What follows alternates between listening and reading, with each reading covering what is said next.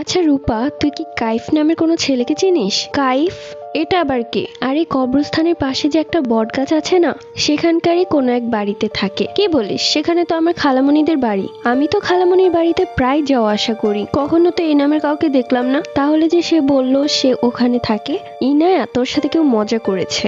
যাই বলিস না কেন, আমার কেমন যেন ঘটকা লাগছে। ঘটকা লাগছে কেন? ছেলেটা কি করে জানলো যে আমি ওষুধ কিনতে যাচ্ছি? মনে হচ্ছে ছেলেটা তোকে ফলো করেছে, কিন্তু আমি তো। ধুর, বাদ দে তো। জানিস, টুম্পাদের গাছে আম ধরেছে। টুম্পা বলেছে তোকে নিয়ে যেতে। মা, আমরা দুজন টুম্পাদের বাড়িতে যাচ্ছি। ঠিক আছে, কিন্তু সন্ধ্যা হওয়ার আগেই চলে আসবি।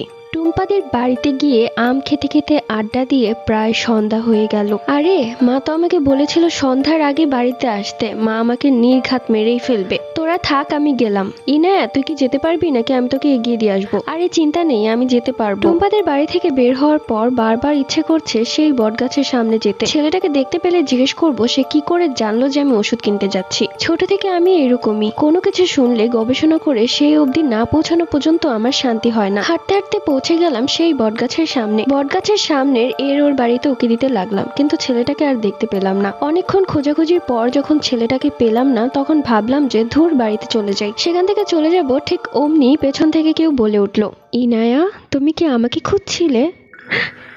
আপনি কোথায়?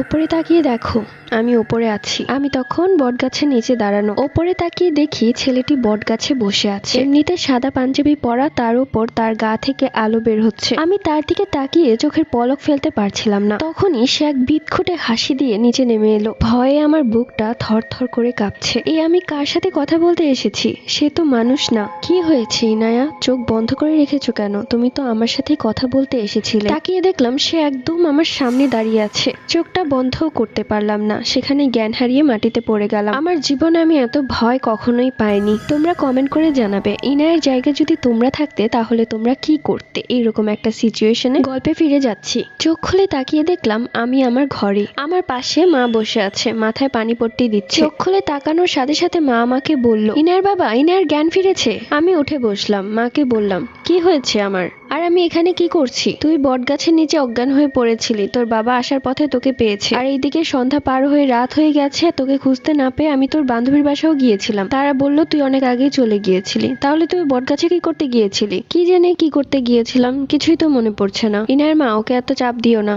ও পরে সুস্থ হলে সবকিছু বলবে। সেই রাতে আমার প্রচন্ড জ্বর আসে। এতই জ্বর আসে যে আমি আবল তাবল বলছিলাম। সারা রাত মা আমার পাশেই ছিল, আমার সাথেই ঘুমিয়েছে। সকালবেলা আমার জ্বরটা সেরে গেল। আচ্ছা, এই বটগাছের কাইফ কি হতে পারে বলে তোমাদের মনে হয়? কমেন্ট করে জানিও। Bye bye.